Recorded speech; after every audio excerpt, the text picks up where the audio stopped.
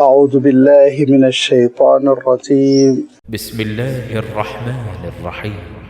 يسبح لله ما في السماوات وما في الأرض الملك القدوس العزيز الحكيم. هو الذي بعث في الأميين رسولا منهم يتلو عليهم آياته ويزكيهم ويعلمهم الكتاب والحكمة وإن كانوا من قبل لفي ضلال مبين وآخرين منهم لما يلحقوا بهم وهو العزيز الحكيم. ذلك فضل الله يؤتيه من يشاء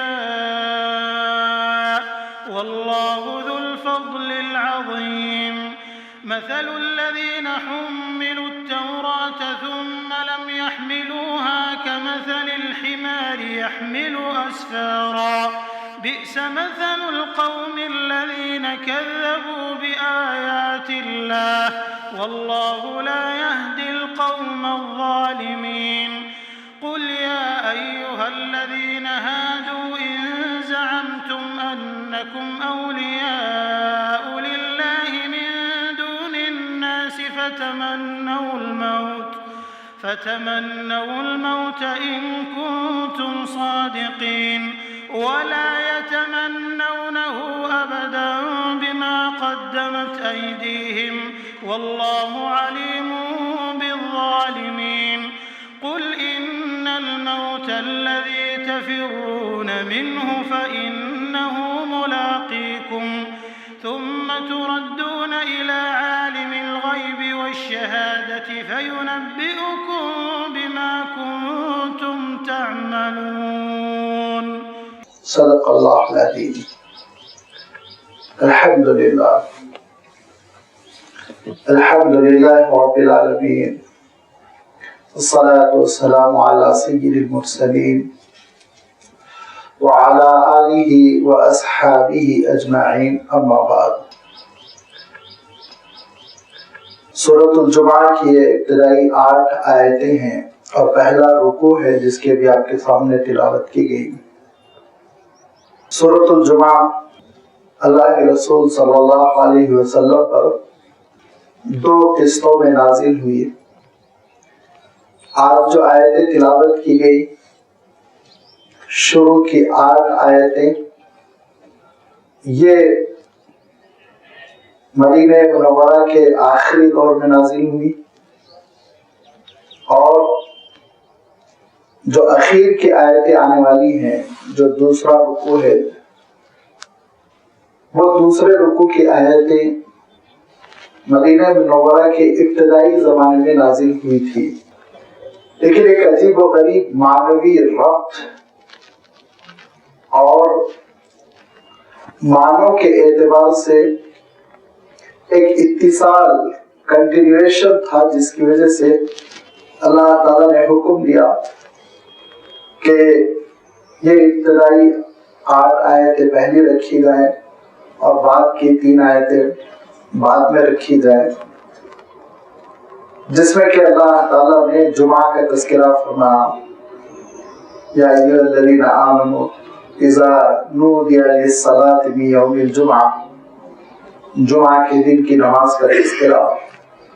چونکہ لفظ جمعہ اللہ تعالیٰ نے ارشاد فرمایا، اسی لیے صحابہ نے اس کو سورۃ الجمعہ کا نام دے دیا، جس کے معنی ہوتے ہیں وہ سورت جس میں جمعہ کا تذکرہ آیا ہے۔ اس میں جو ابتدائی آیتیں ہیں جن کی آج تلاوت کی گئی،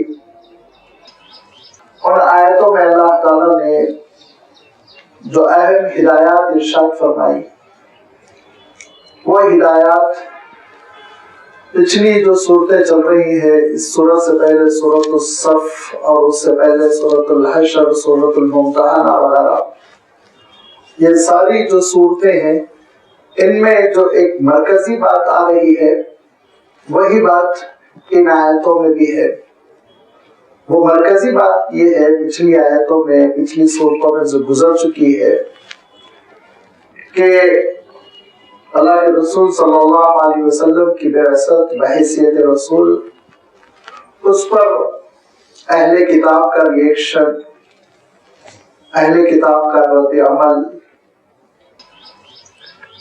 اس میں ان کا یہ تصور کہ بنی اسماعیل میں یہ کیوں نبوت آ گئی، بنی اسرائیل میں کیوں نہیں آئی۔ پھر خاص طور پر یہودیوں کی سازش، جس میں کچھ چیزیں گزر چکی ہیں۔ بنو قریظہ کا کیا معاملہ ہوا، حضور اکرم صلی اللہ علیہ وسلم نے اللہ کے حکم سے ان کے بارے میں کیا فیصلہ فرمایا، سورۃ الحشر میں اس کا تذکرہ گزر چکا ہے۔ اور ان ساری صورتوں میں آپ دیکھیں گے بالخصوص آغاز میں اللہ تعالیٰ کی تسبیح، اس کی حمد و ستائش، اس کی صفات، اسماء حسنہ کا تذکرہ ہے، کیونکہ اشارہ اس بات کی طرف ہے کہ اللہ تعالیٰ کی ذات بے عیب ہے، جس نے اپنے آخری رسول کی بعثت کا فیصلہ فرمایا۔ اس کے فیصلے میں کوئی کمی نہیں ہے، کوئی نقص نہیں ہے۔ اس کے فیصلے میں اللہ نہ کرے کوئی جانبداری کا پہلو نہیں ہے کہ ان کو چھوڑ دیا، ان کو اختیار کر لیا۔ اسی لیے یہ اکثر وہ صورتیں ہیں جن کو مسبحات کہتے ہیں۔ میں نے عرض کیا تھا کہ ان کا آغاز ہوتا ہے سبحہ سے، یسبح سے، سبح سے، ان کو مسبحات کہتے ہیں۔ وہ صورتیں جو تسبیح کے لفظ سے شروع ہوتی ہے، یہ ہے مسبحات کا مفہوم۔ پچھلی صورت میں اللہ تعالیٰ نے ارشاد فرمایا سبح للہ، اللہ کی تسبیح بیان کر دی ساری کائنات میں، جو کچھ ہے آسمانوں میں، جو کچھ ہے زمین میں۔ اور یہاں ارشاد فرما رہا ہے یسبح للہ ما فی السماوات و ما فی الارض، اللہ تعالیٰ کی تسبیح بیان کر رہی ہے ہر وہ چیز جو آسمانوں میں ہے، ہر وہ چیز جو زمین میں ہے، ساری اشیاء، پوری مخلوق اللہ کی تسبیح بیان کر رہی ہے۔ تسبیح کا لفظ اردو میں کثیر الاستعمال ہے، بہت زیادہ ہم استعمال کرتے ہیں، لیکن اس کا جو صحیح مفہوم ہے اس پر کمی توجہ ہم دیتے ہیں۔ سبحان، سبحہ، تسبیح، یہ سارے الفاظ سین، با اور ہا سے نکلے ہوئے ہیں۔ یہ سبحہ کی مختلف قسم کی مشتقات ہیں۔ ان ساری برانچز میں، یہ ساری شاخوں میں جو سین، با اور ہا سے نکلے ہوئے ہیں، قدر مشترک جو مفہوم ہے وہ یہ ہے کہ بے عیب قرار دینا، پاک قرار دینا۔ جب یسبح للہ کہیں گے آپ تو اللہ تعالیٰ کی ذات، اس کی صفات کو بے عیب قرار دے رہی ہے، اس میں کوئی عیب، کوئی کمی، کوئی فالٹ نہیں ہے۔ ہر وہ چیز جو آسمانوں میں ہے، ہر وہ چیز جو زمین میں ہے، مخلوق جتنی کامل ہو جائے، مخلوق جتنی ترقی کر جائے، کہیں نہ کہیں یاد رکھیے عیب رہتا ہے، عیب ہر حال میں باقی رہتا ہے۔ مخلوق کی خصوصیت ہے کہ کچھ نہ کچھ عیب رہے گا۔ اگر کوئی سارے عیوب سے انکار کر دے تو ایک عیب کا تو میں تذکرہ کر دوں کہ وہ عارضی رہتا ہے، ٹیمپرری رہتا ہے۔ موت اس کا خاتمہ کر ہی دیتی ہے، وہ زندہ جاوید نہیں رہتا، ہمیشہ باقی نہیں رہتا۔ لہذا یہ مخلوق کی ذات میں جو عیب ہے، یہ سارے عیوب سے اللہ تعالیٰ کی ذات بے پاک ہے، بے عیب ہے۔ اس کو نہ تھکن کا مسئلہ ہے، اس کے پاس نہ نیند کا پرابلم ہے، اس کے پاس نہ غصے کا مسئلہ ہے کہ تیش میں آ کے کوئی غلط کام کر جائے، اس کے پاس نہ وہ ہمدردی کا مسئلہ ہے کہ مارے ہمدردی کے جانبداری کر جائے۔ یہ ساری چیزیں جو جو تصور آپ کر سکتے ہیں ان سے وہ بے عیب ہے، ان سے پاک ہے۔ اور یہی وہ وجہ ہے کہ اللہ تعالیٰ بار بار قرآن مجید میں ارشاد فرماتا ہے کہ اس پوری کائنات کی مخلوق اللہ تعالیٰ کی اس بے عیبی کو، اللہ تعالیٰ کا تمام عیوب سے پاک ہونے کو بیان کرتی ہے۔ ہر چیز اور میں عرض کر چکا ہوں کہ آپ اس کائنات کی کوئی ایک چیز کو لے لیجئے، اس پر تجزیہ کیجئے، تحلیل کیجئے، غور کیجئے، آپ اس نتیجے میں پہنچیں گے کہ اس کا پیدا کرنے والا کیا ہے۔ جس شان کے ساتھ اس نے پیدا کیا، اس نے آنکھیں عنایت فرمائی جانداروں کو، تو اس نے آنکھوں کے لیے جو خول بنایا ہے، ڈبہ بنایا، آپ ذرا غور کیجئے، اوپر جو کور بنایا ہے فلک کا، ذرا غور کیجئے، اور اس کے اوپر اس نے جو ریشے رکھے ہیں کہ صفائی کا برش سے کام بھی چلتا چلا جائے۔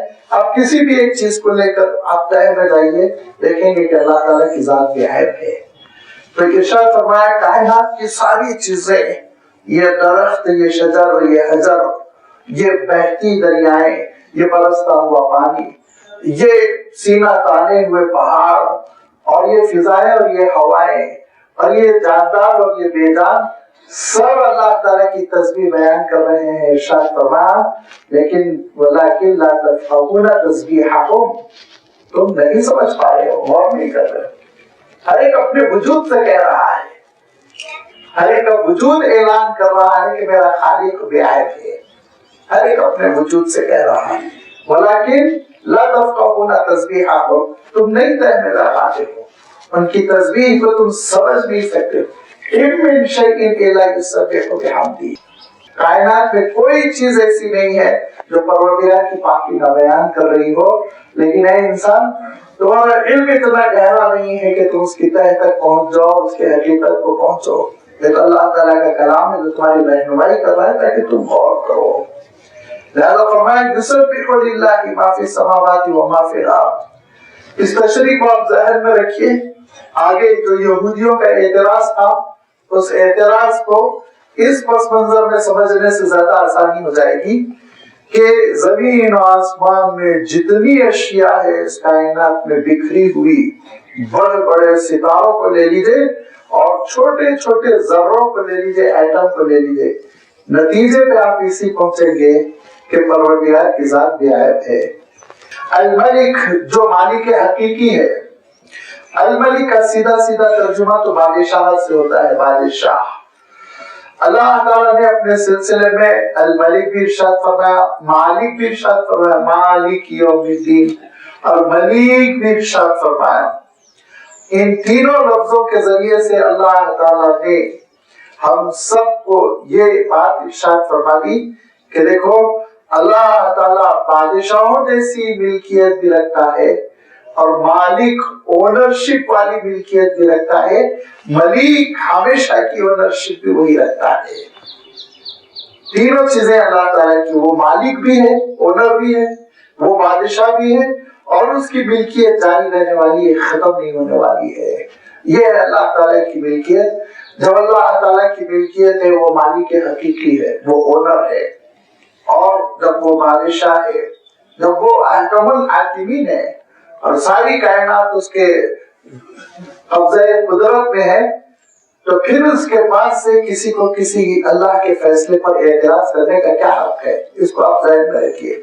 القدوس، اگر آپ ترجمے اٹھا کر دیکھیں تو لفظ قدوس کا ترجمہ بھی تقریباً وہی ہے جو سبحان کا ہے، تسبیح سے جو لفظ بنتا ہے، سبحان قدوس۔ اللہ کے رسول صلی اللہ علیہ وسلم اپنی دعاؤں میں، اپنی تسبیحات میں یہ ارشاد فرمایا کرتے تھے۔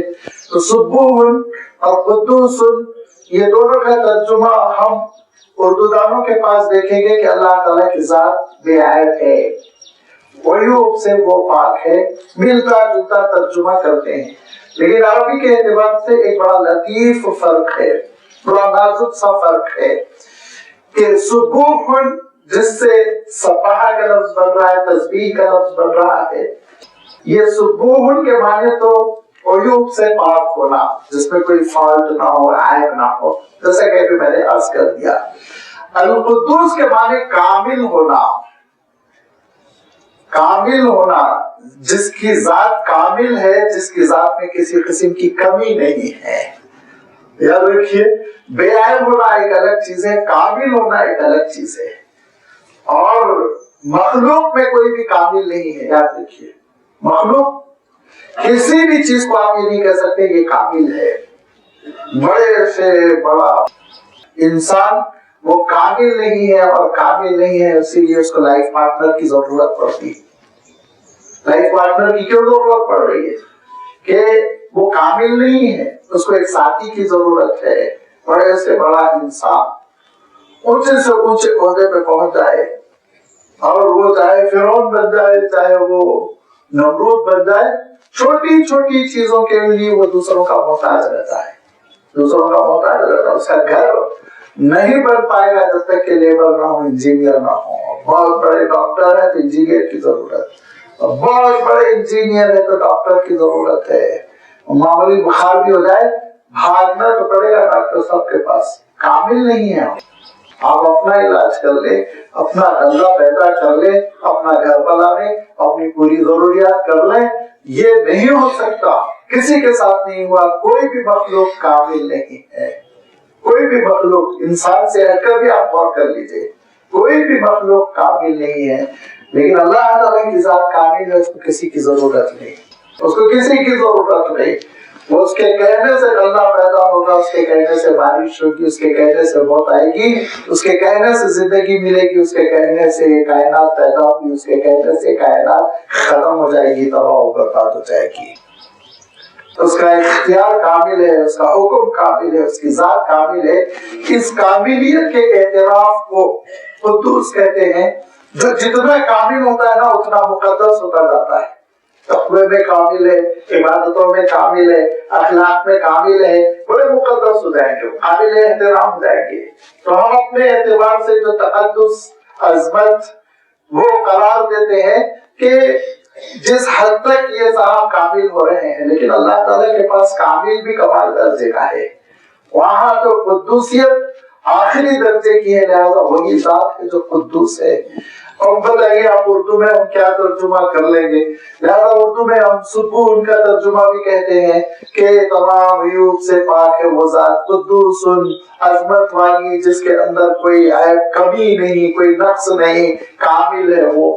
تو یہی وہ ملتے جلتے الفاظ ہیں جن سے ہم کو یہ مفہوم ادا کرنا پڑتا ہے۔ اس کے بعد ارشاد فرمایا العزیزی، اور وہ قدرت والا ہے۔ عزت اصلا اردو میں ہم نے عزت کا استعمال جو کیا ہے وہ عربی کے مفہوم میں سے میں سمجھتا ہوں 30-40% ہے جو لیا، باقی 60-70% ہم نے چھوڑ دیا۔ العزیز یا العزت، العزیز کے معنی ہوتے ہیں صاحب عزت، اور عزت کہتے ہیں حالت منیعت، ایک ایسی پوزیشن پہ کوئی پہنچ جائے کہ اس پہ کوئی ہاتھ نہ ڈال سکے، وہ ہے عزیز، عزت والا۔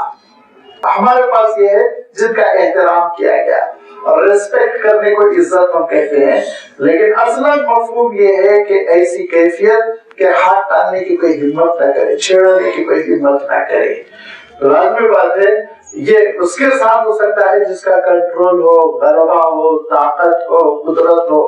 اب اللہ تعالیٰ کے لیے جب صفت عزیز آئی تو اس کے معنی یہ کہ اس کے پاس قدرت ہے، اس کے پاس عزت ہے، کنٹرول ہے، کوئی اس کے نظام پر ہاتھ نہیں ڈال سکتا، انٹرفیئر نہیں ہو سکتا، بدتمیزی نہیں کر سکتا، تو وہ برباد کر دے گا۔ یہ اللہ تعالیٰ کی صفت۔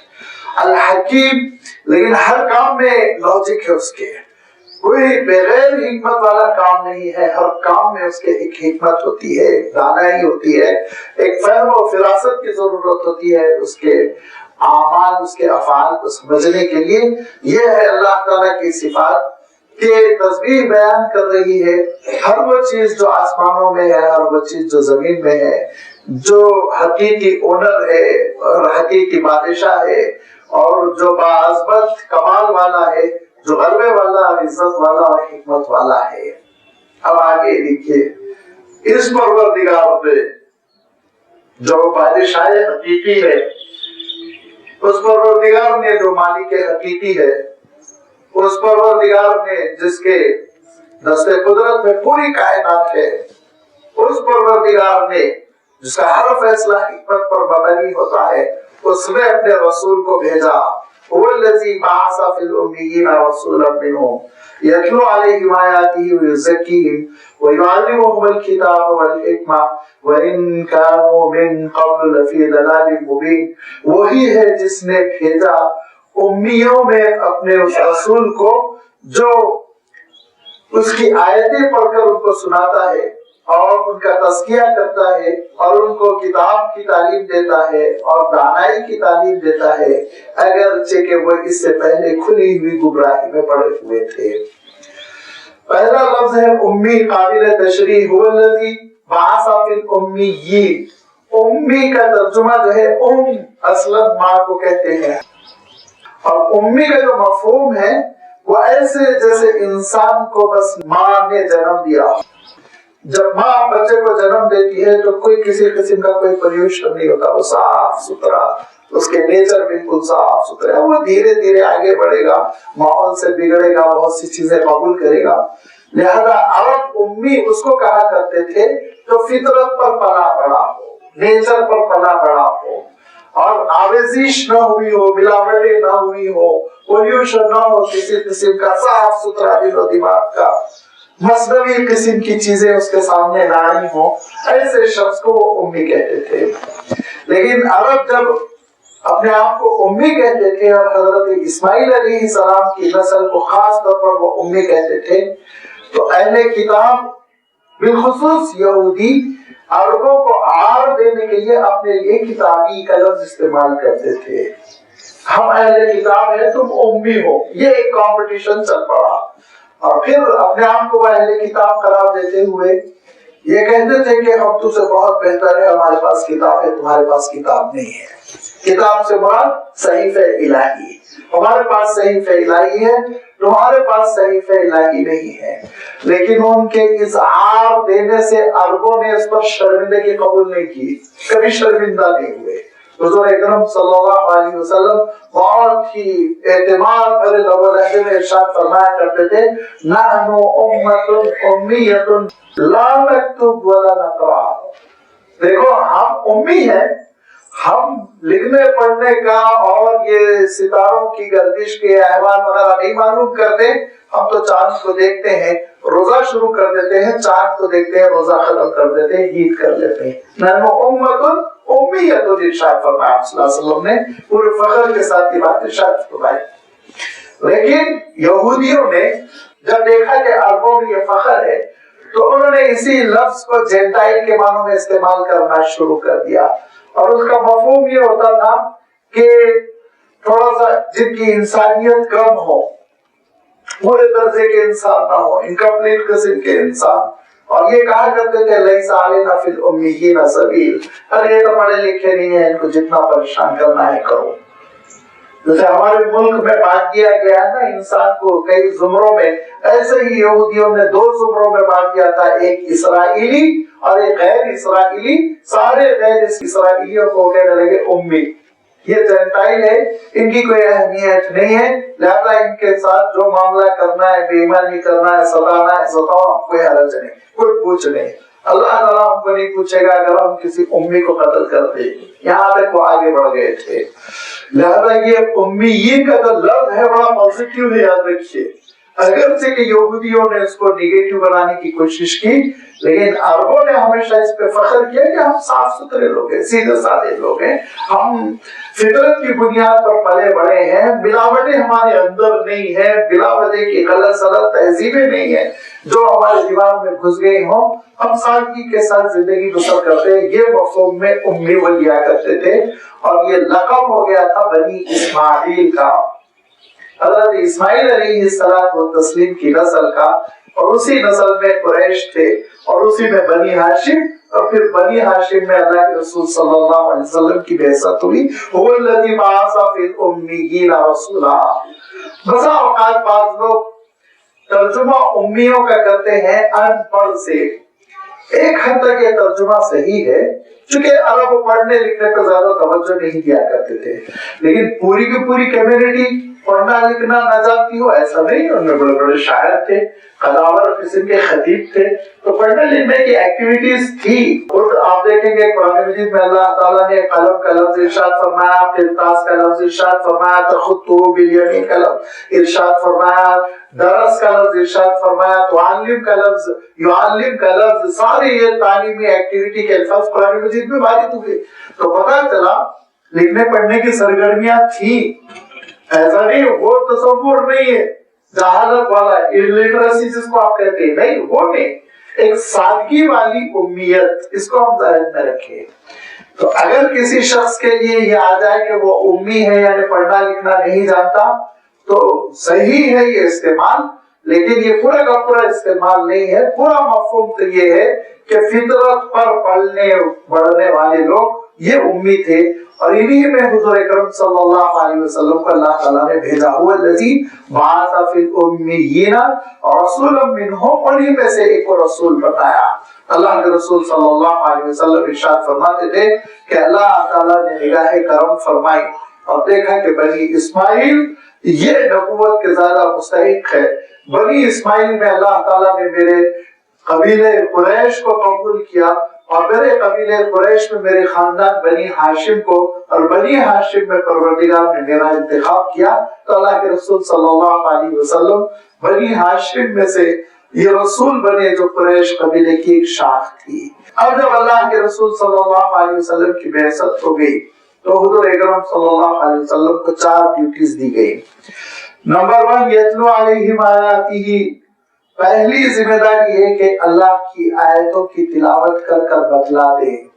तिलावत आयात याद रखिए, ये बहुत अहम चीज है, और इसकी अहमियत को अहले किताब ने नहीं समझा, इसीलिए उनकी किताबें गुम हो गई किताबें।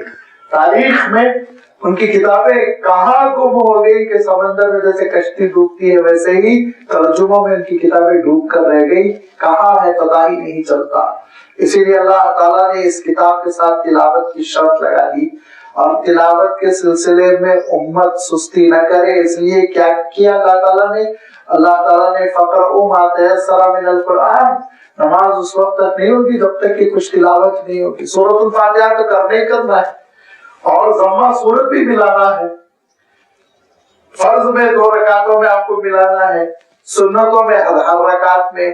तहज्जुद में हुजूर अकरम सल्लल्लाहु अलैहि वसल्लम की तिलावत बड़ी तवील होती थी, और रमजानुल मुबारक में तरावी में चाहे 8 पढ़िए चाहे 20 पढ़िए, बगैर लड़ाई के जो करना है कर लीजिए, लेकिन तिलावत तो है ही। तो तिलावत को नमाज का जुज बनाकर अल्लाह ताला ने ये इशारा कर दिया कि इस किताब की तिलावत होती रहेगी, तिलावत जरूरी है। अब अगर कोई तिलावत नहीं सीखा तो नमाज ही नहीं सीखा, नमाज ही नहीं पढ़ रहा, नमाज नहीं पढ़ रहा है तो फिर उसकी नजात ही नहीं। तो मालूम यह हुआ कि तिलावत आयात, इसको बड़ी अहमियत दी गई। अल्लाह के रसूल सल्लल्लाहु अलैहि वसल्लम जैसे ही आयतें नाजिल होती, अल्लाह के रसूल सल्लल्लाहु अलैहि वसल्लम उन आयतों की तिलावत सिखाते सहाबा को। एक एकेडमी, एक टीम होती थी बैठी हुई, उनको अल्लाह के रसूल सल्लल्लाहु अलैहि वसल्लम याद करने की जिम्मेदारी दे देती है।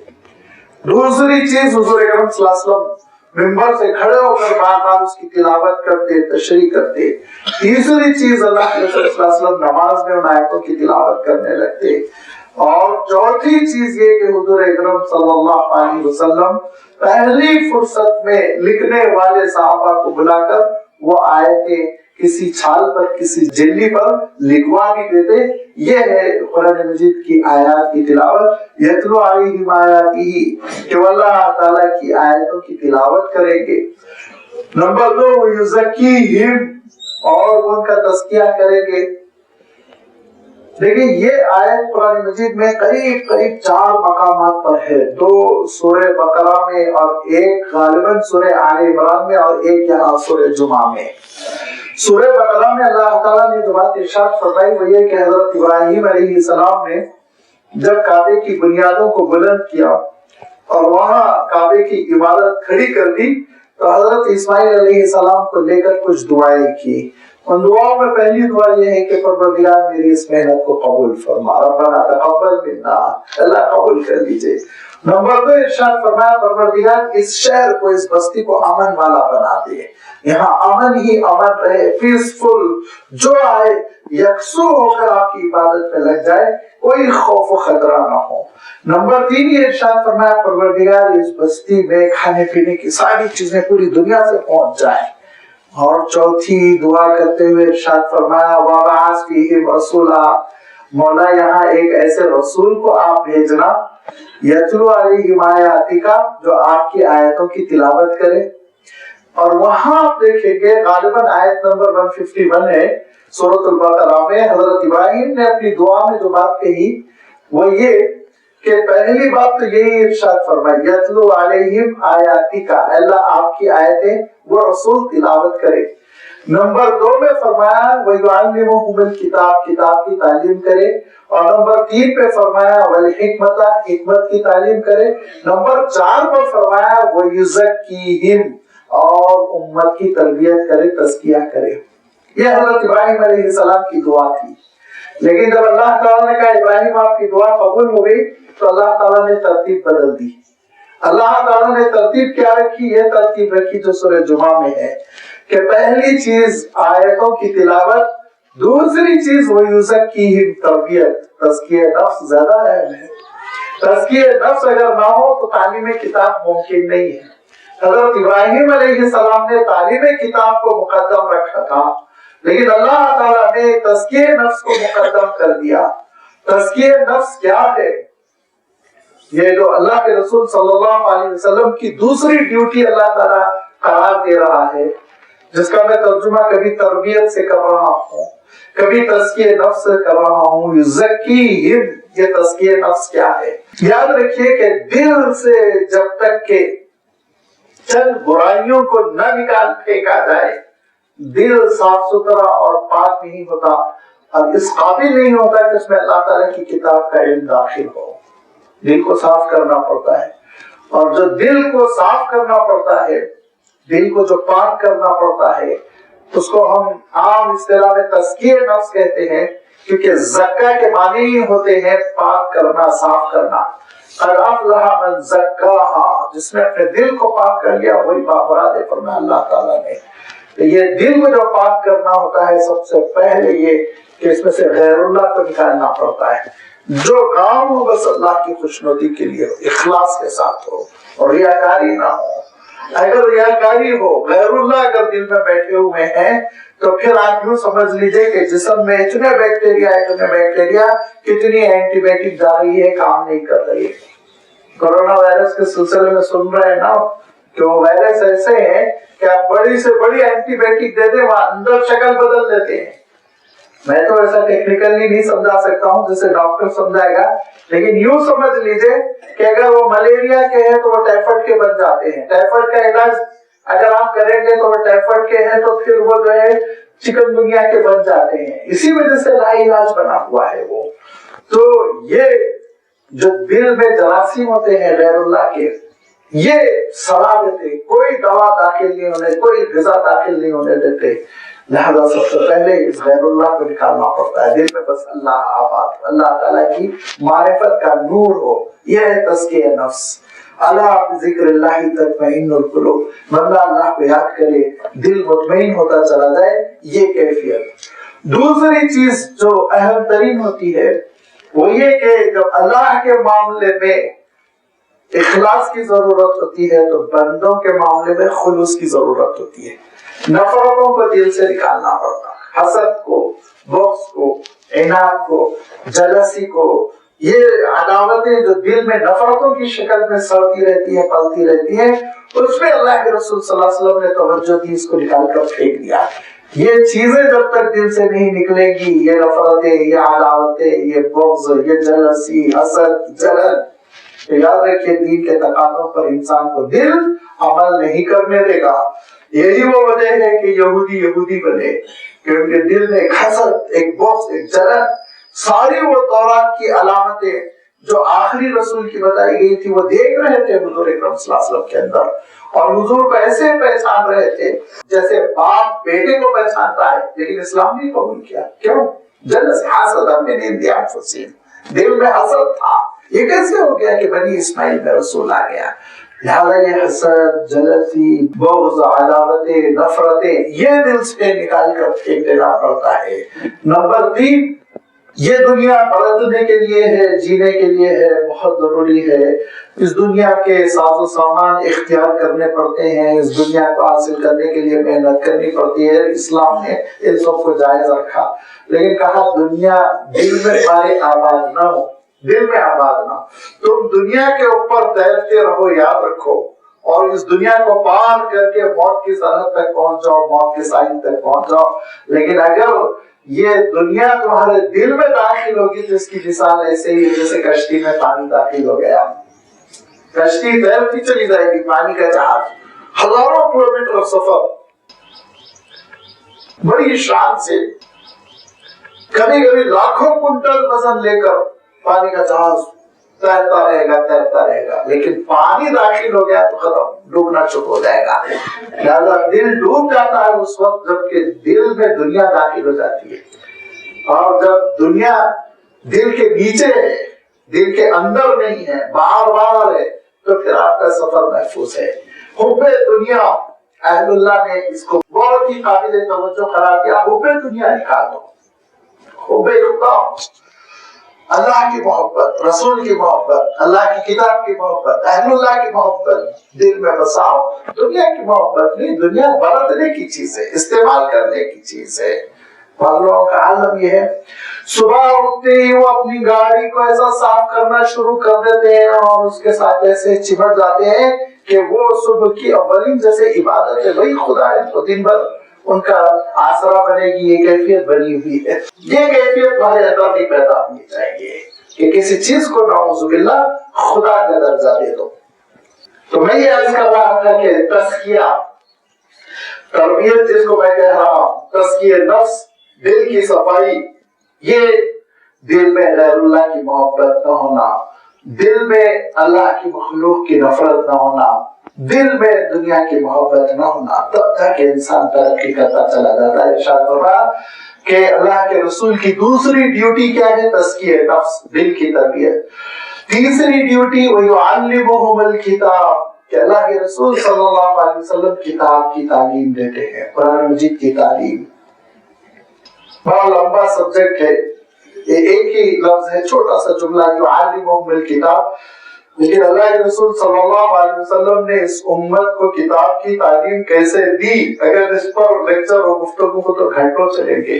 حضور اکرم صلی اللہ علیہ وسلم نے قرآن مجید پر عمل کرنا اس امت کو کیسے سکھایا، یہ اللہ کے رسول صلی اللہ علیہ وسلم کا فریضہ تھا. فرائض منصبی میں سے کہ صرف آیتوں کی تلقین اور تلاوت سکھا کر اللہ کے رسول صلی اللہ علیہ وسلم تشریف نہیں لے گئے، بلکہ پوری کتاب پر عمل اللہ کے رسول صلی اللہ علیہ وسلم نے سکھا دیا. اب آپ ایک نماز ہی کو لے لیجئے، اللہ تعالیٰ نے کہا کہ وَاسْجُدْ وَاقْتَرِبْ، اللہ تعالیٰ نے ارشاد فرمایا وَارْكَعُوا مَعَ الرَّاكِعِينَ، اللہ تعالیٰ نے ارشاد فرمایا قُومُوا لِلَّهِ قَانِتِينَ. یہ ساری چیزوں کی تشریح، قیام کیسے ہوگا، رکوع کیسے ہوگا، سجدے کیسے ہوں گے، شروع کیسے ہوگی، نماز ختم کیسے ہوگی، اس کے اوقات کیا ہوں گے. ان الصلاۃ کانت علی المؤمنین کتابا موقوتا، وقت کے ساتھ نماز فرض ہے تو اوقات کیا ہوں گے. اب آپ ایک ہی چیز کو، ایک ہی جز کو میں بتا رہا ہوں کہ نماز جیسے اللہ کے رسول صلی اللہ علیہ وسلم نے پوری سکھا دی، ایسے اللہ کی کتاب پوری سکھا دی حضور اکرم صلی اللہ علیہ وسلم نے.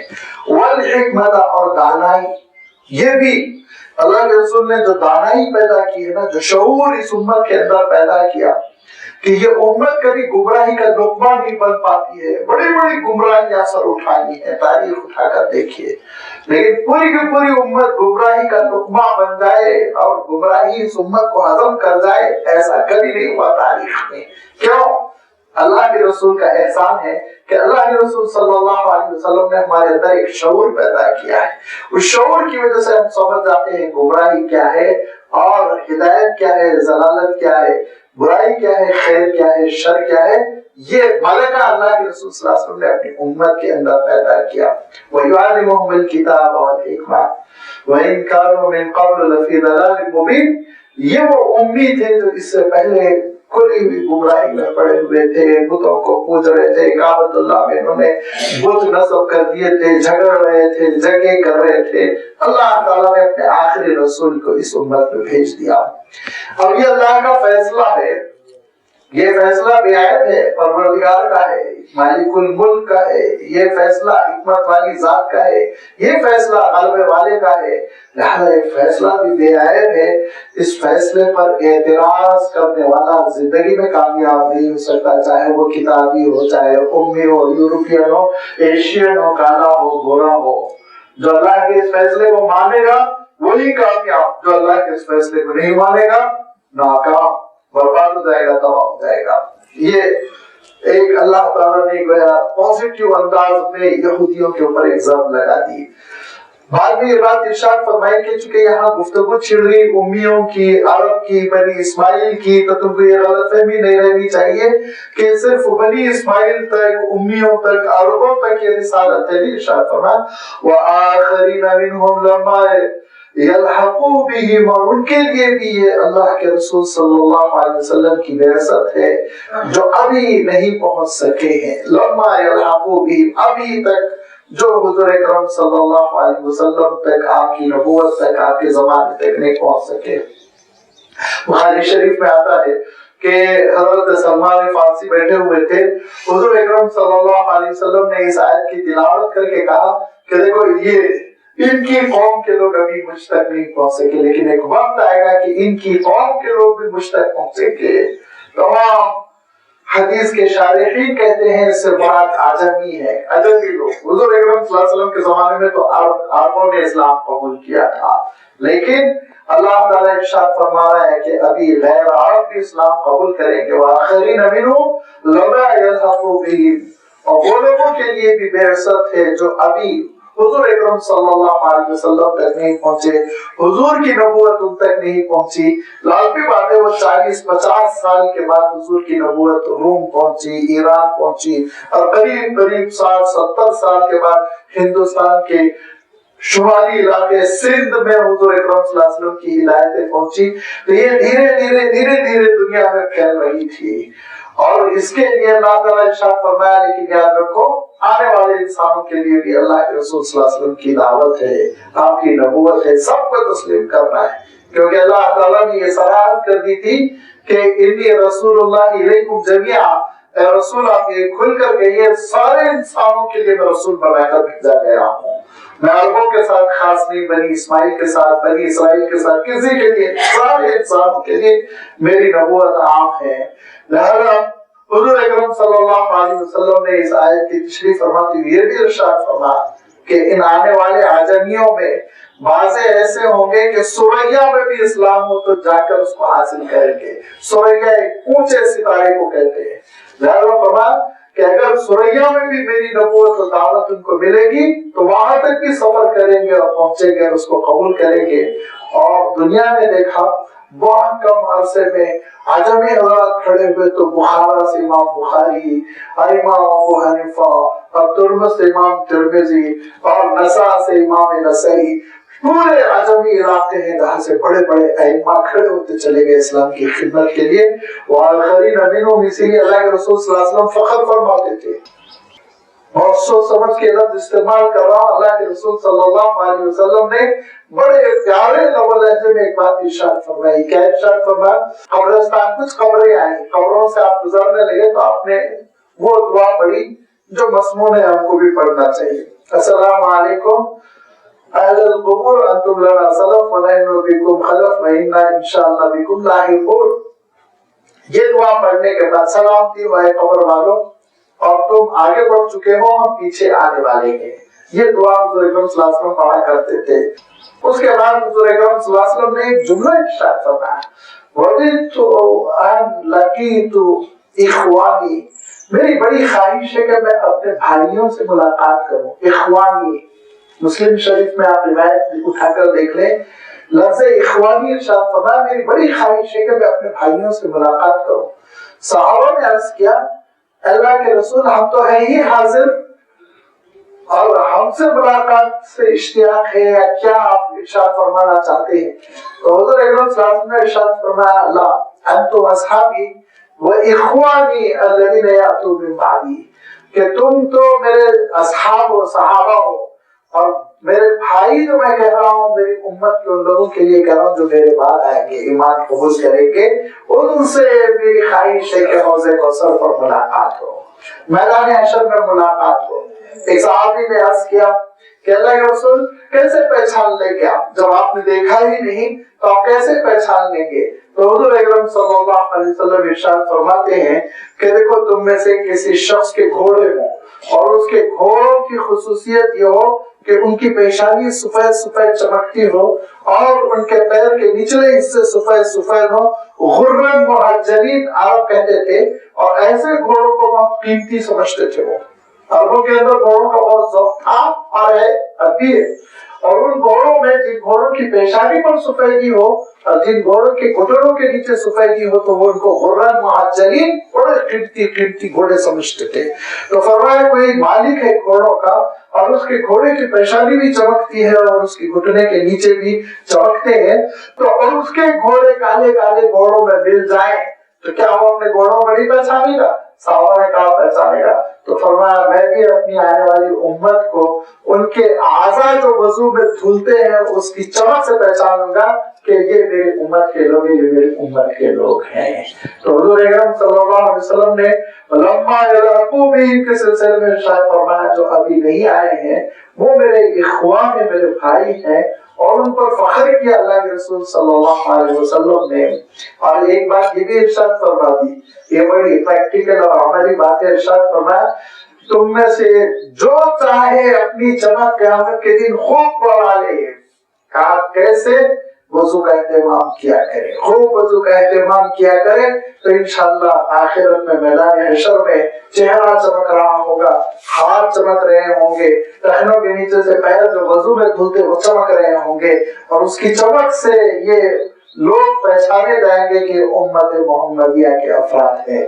لہذا فرمایا دیکھو تم میں سے جو چاہتا ہے اپنی چمک کو بڑھا لے، اختیار ہے. اس دنیا میں سردی لگتی رہتی ہے، ڈنڈی مارنے کی کوشش نہ کرو. اس سردی میں اطمینان کے ساتھ وضو کرنا یہ بہت ہی قابل تعریف چیز ہے. ارشاد فرمایا وضو کا اہتمام کرنا. وضو خود فی نفسی ہی یاد رکھیے کہ عبادت ہے. وضو خود یہ نہیں کہ نماز کا ایک ذریعہ ہے، وہ تو ہے ہی، لیکن وہ خود بھی ایک عبادت. حضور اکرم صلی اللہ علیہ وسلم جب آرام کرنے کے لیے سونے کے لیے تشریف لے جاتے وضو کرتے اور وضو کے سلسلے میں حضور اکرم صلی اللہ علیہ وسلم نے ارشاد فرمایا کہ وضو اہو للصلاۃ، وہ وضو کرو سونے سے پہلے جو نماز والا ہے. یعنی وضو سے بڑا ہاتھ پیر کا دھونا سمجھو. یہ وضو آتا ہے نا تو یہ کورونا وائرس سب سے آپ کو نجات مل جائے گی. دھلتے رہنا ہاتھ پیر، صاف ستھرے رہنا. اللہ کے رسول صلی اللہ علیہ وسلم نے 15 صدیوں پہلے ہم کو یہ سبق دے دیا. لہذا یہ وضو کا اہتمام کرنا اور بھی وضو کے اہتمام کی وجہ سے انشاءاللہ قیامت کے دن اعضاء کا چمکنا یہ ہمارے لیے بڑی بشارت ہے. اللہ تعالیٰ ارشاد فرماتا ہے وآخرین منهم لما يلحقوا بهم وهو العزیز الحکیم. اور اللہ تعالیٰ بڑے غلبے والا بہت ہی حکمت والا ہے. ذالک فضل اللہ یؤتیہ من یشاء واللہ ذو الفضل العظیم. یہ اللہ تعالیٰ کی بڑی نعمت ہے رسالت کی شکل میں، نبوت کی شکل میں. اور اللہ تعالیٰ اپنا فضل جس کو چاہے عطا فرمائے. کون ہوتا ہے اللہ تعالیٰ کو مشورہ دینے والا؟ کون ہے جو اپنے آپ کو سمجھتا ہے کہ وہ ایڈوائزری بورڈ ہے، وہ اللہ تعالیٰ کو مشورہ دے گا تو اللہ تعالیٰ نعوذ باللہ اس کے مشورے کے مطابق عمل کرے گا؟ کسی کے اندر یہ حیثیت نہیں ہے کہ وہ اللہ کو مشورہ دے. اللہ تعالیٰ خود اپنا فضل جس کو چاہتا عطا کرتا ہے. اللہ تعالیٰ نے اپنا فضل دیا حضرت عیسیٰ علیہ السلام کی نسل میں کئی لوگوں کو، لیکن آج اللہ تعالیٰ نے فیصلہ کر لیا کہ بنی اسماعیل میں دیا جائے تو تم روک نہیں سکتے. تم کو جلنے حسد کرنے تڑپنے کی ضرورت نہیں ہے، اطاعت کی ضرورت ہے. واللہ ذو الفضل العظیم. اللہ تعالیٰ بے پناہ فضل والا ہے، بہت احسان کرتا ہے. اب اللہ تعالیٰ نے یہودیوں کو اشارے میں بات کہہ دی کہ تم کو بڑا اعتراض تھا کہ یہ آخری رسول بنی اسماعیل میں کیوں آ گئے، اور اس کی وجہ سے ان کی مخالفتیں اور اس کی وجہ سے ان کی غیر انسانی سازشیں جن کا میں تذکرہ کر چکا ہوں، یہ ساری چیزیں تاریخ میں وجود میں آئی ان کے حسد کی وجہ سے. تو ارشاد فرمایا اچھا ٹھیک ہے، وہ نبوتوں اور رسالتوں کا کیا ہوا جو خود تمہارے اپنے خاندان کے اندر آئی تھی؟ حضرت موسیٰ علیہ السلام کی قدردانی کی تم نے، حضرت سلیمان علیہ السلام کی قدردانی کی، حضرت داؤد علیہ السلام کی قدردانی کی، حضرت یحییٰ کی، حضرت زکریا کی، حضرت عیسیٰ کی قدردانی کی. جس تورات میں تم کہتے ہو کہ اللہ تعالیٰ نے تم کو خصوصی عزت دے کر تورات سے نوازا اور کتابی کہتے ہو، ہمارے کتاب ہے، اس تورات کے ساتھ تم نے کیا معاملہ کیا؟ مثل الذین حملوا التوراة ثم لم يحملوها. ان کی مثال جن کو تورات دی گئی تھی لیکن انہوں نے اس کو افورڈ نہیں کیا، لم يحملوها، نہیں اٹھایا، اس کے اٹھانے کا حق ادا نہیں کیا. ان کی مثال کیسی ہے؟ فرمایا جیسے کہ گدھا کمثل الحمار یحمل اسفارا، اس گدھے کی سی مثال ہے جس کے پیٹھ پر کتابوں کا بوجھ لاد دیا گیا ہو۔ صفر کہتے ہیں زخیم زخیم موٹی موٹی کتاب کو، اور اسفار کے معنی موٹی موٹی کئی کتابوں کا بوجھ گدھے کے اوپر لاد دیا گیا ہو تو گدھا علامہ بن گیا، بہت بڑا عالم بن گیا؟ ارشاد فرمایا نہیں، وہ تو گدھا ہی رہے گا، چاہے اس کے پیٹھ پہ آپ پوری کی پوری لائبریری کیوں نہ لاد دے۔ ارشاد فرمایا تمہاری مثال گدھے جیسی ہے کہ تورات تو ہے تمہارے پاس، لیکن تم حامل کتاب ہو، عامل کتاب تو نہیں ہو نا۔ حامل کتاب ہو، تورات پہ رکھتے ہو، عمل نہیں کرتے ہو نا۔ صرف حامل کتاب ہونا نجات کے لیے کافی نہیں ہے، عامل کتاب ہونا نجات کے لیے کافی ہے۔ صرف حافظ قرآن ہونا نجات کے لیے کافی نہیں ہے، بلکہ عامل کتاب، عامل قرآن ہونا، قرآن مجید کے تقاضوں پر عمل کرنا، یہ نجات کے لیے ضروری ہے۔ بہت بڑی فضیلت ہے حفظ قرآن، قوم اس کی فضیلت کو گھٹا سکے جب اللہ اور اس کے رسول نے اس کی فضیلتوں کو بیان کیا۔ لیکن یاد رکھو اصل عمل ہے، عمل کے بغیر پھر حفظ کام نہیں آتا، عمل کے بغیر بہترین ایڈیشن اور سونے کی انک سے لکھ کر بہترین اوراق پر چھاپ دینا یہ کام نہیں آتا، عمل اصل عمل ہے۔ لہذا فرمایا ان کی مثال ایسی ہے جیسے کہ گدھا کہ اس کے اوپر کتابوں کا بوجھ تو لاد دیا گیا لیکن وہ خود ان سے کوئی فائدہ نہیں اٹھاتا۔ ان کے پاس تورات تو ہے لیکن نہ تورات کو سمجھتے ہیں، نہ اس کے ہدایت نامے پہ عمل کرتے ہیں، نہ اس کے مطابق زندگی کو ڈھالتے ہیں۔ بئس مثل القوم الذین کذبوا بآیات اللہ واللہ لا یہدی القوم الظالمین، بڑی بری مثال ہے ان لوگوں کی جو اللہ کی آیتوں کو جھٹلا دیتے ہیں۔ ایسے ظالموں کو اللہ تعالیٰ ہدایت بھی نہیں دیتا، ہدایت سے محروم کر دیتا ہے، اور یہ ہدایت سے محرومی ہے کہ ان کا عالم یہ ہو گیا کہ دنیا کے کتے بن گئے۔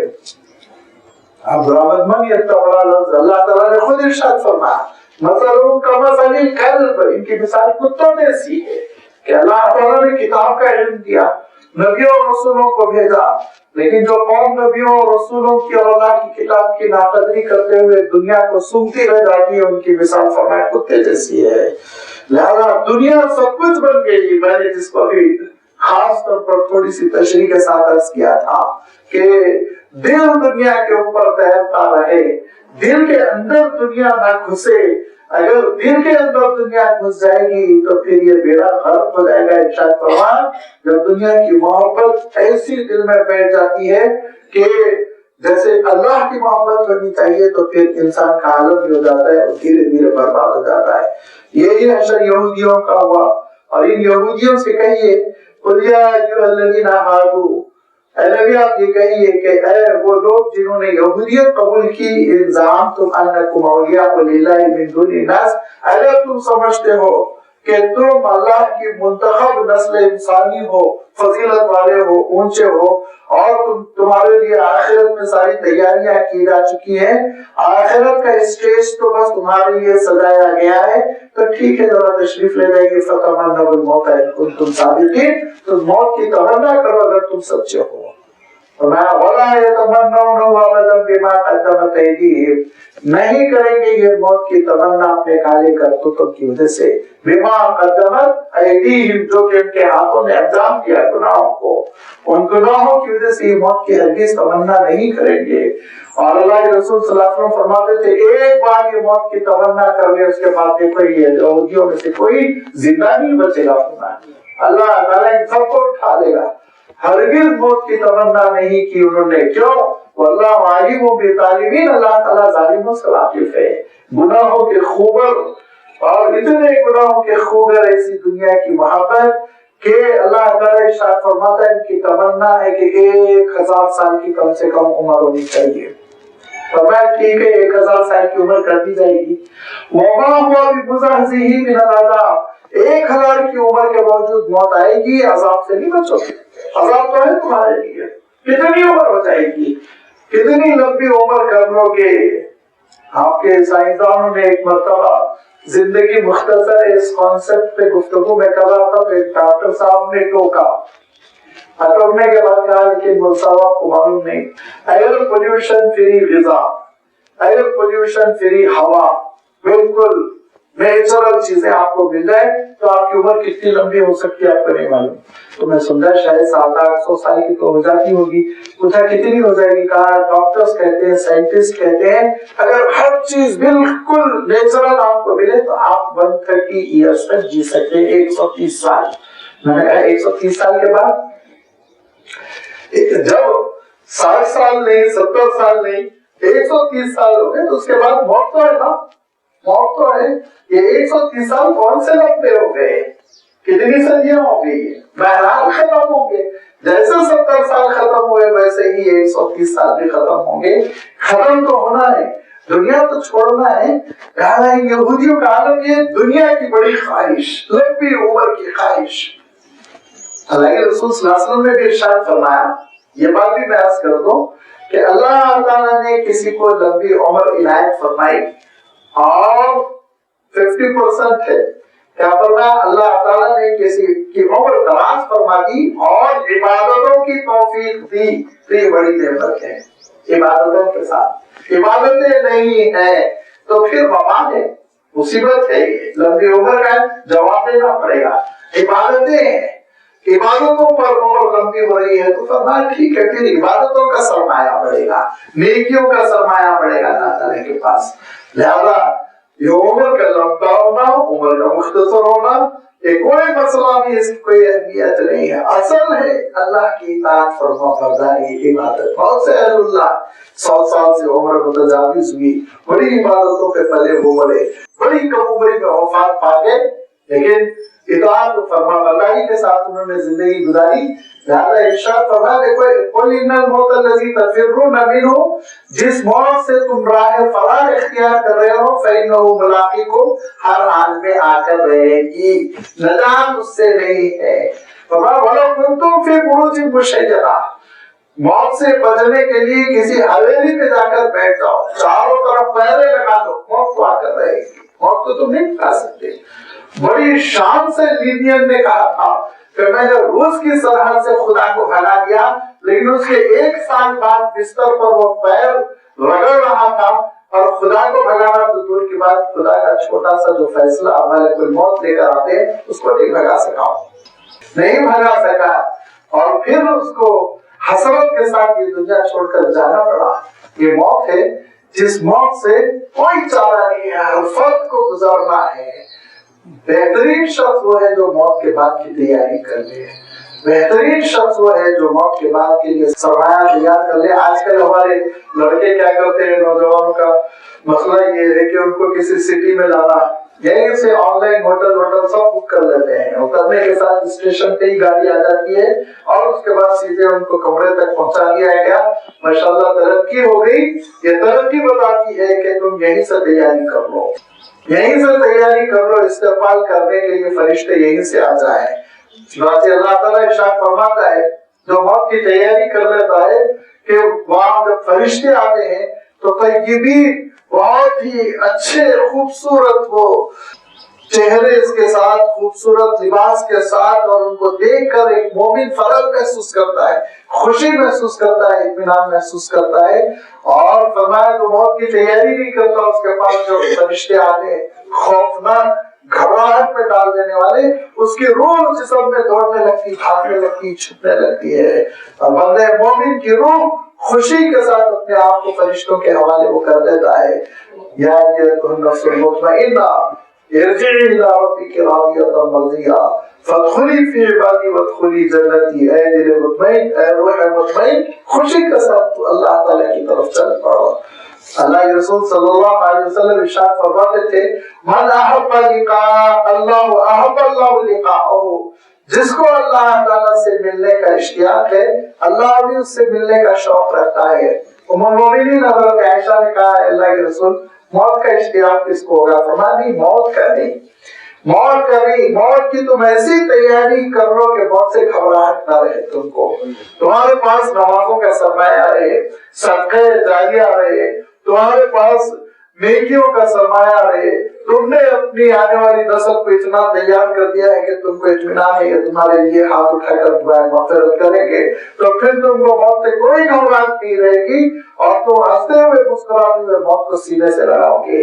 अगर तुमने मौत के बाद की तैयारी नहीं की, गफलत की जिंदगी बसर की, तो जब मौत का वक्त आएगा तो पछतावा, तड़प, गिड़गिड़ाहट होना और ये कहना कि रब्बिरजिऊनी लअल्ली अअमलु सालिहन फीमा तरक्तु, अल्लाह थोड़ी सी मोहलत और दीजिए, 1 साल दे दीजिए, तौबा करूंगा, नमाज पढ़ूंगा, उम्रा कर लूंगा, हज कर लूंगा, खैरात कर दूंगा।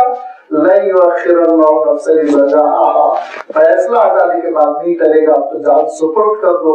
ये मौत की तैयारी जब बंदा कर लेता है तो मौत की घबराहट नहीं होती। कुल इन्नल मौतल्लज़ी तफ़िर्रूना मिन्हु फ़इन्नहु मुलाक़ीकुम, जिस मौत से तुम राह फरार इख्तियार कर रहे हो पहुंच कर रहेगी। फिर सुम्मा तुरद्दूना इला आलिमिल ग़ैबि वश्शहादा, लौट कर जाओगे उस जात की जानिब जो गैब का, मौजूद का, हर चीज का इल्म रखने वाला है। फयुनब्बिउकुम, तो वो तुमको मुत्तला करेगा, इत्तला देगा, बतलाएगा, बिमा कुंतुम तामलून, क्या कर आए हो, नेकियों का सरमाया लाए हो, गुनाहों का बोझ लाए हो, सब की वो इत्तला दे देगा। लिहाजा उस दुनिया के लिए तुम तैयारी करो, उस आखिरत के लिए तुम तैयारी करो जो तुम्हारी आखिरी मंजिल होगी, जहाँ तुमको हमेशा रहना होगा। और उसी की तैयारी में से एक तैयारी है कि अल्लाह का हुक्म मानो। और अल्लाह का हुक्म कैसे माना जाए, जुमा कैसे मोमिन का शियार होना चाहिए, उसका तज़किरा अल्लाह ताला ने आगे की आयत में फरमाया। इंशाअल्लाह आइंदा इकराम उसकी वज़ाहत आपकी खिदमत में रखी जाएगी। व आखिर दावाना अल्हम्दुलिल्लाहि रब्बिल आलमीन।